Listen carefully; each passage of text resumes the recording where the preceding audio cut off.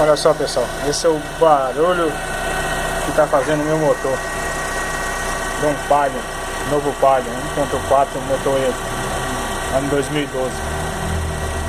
E eu fiquei procurando esse barulho, ver onde que era e nada de achar. Até que eu identifiquei o que era o problema.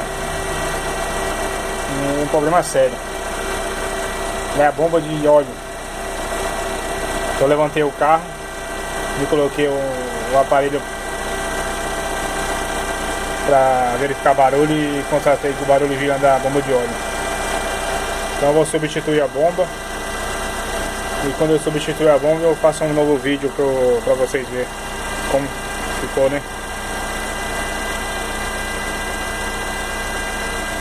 Mas é isso, motor com 90 mil apresentando problema. Vou mostrar lá embaixo como o barulho fica forte perto da bomba.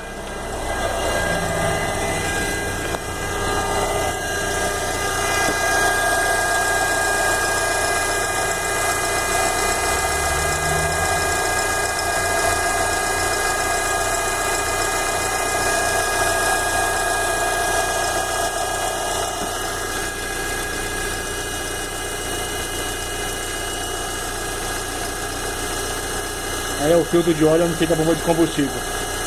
Chega um barulho que fica mais forte. Então é isso aí, pessoal. Valeu, um abraço.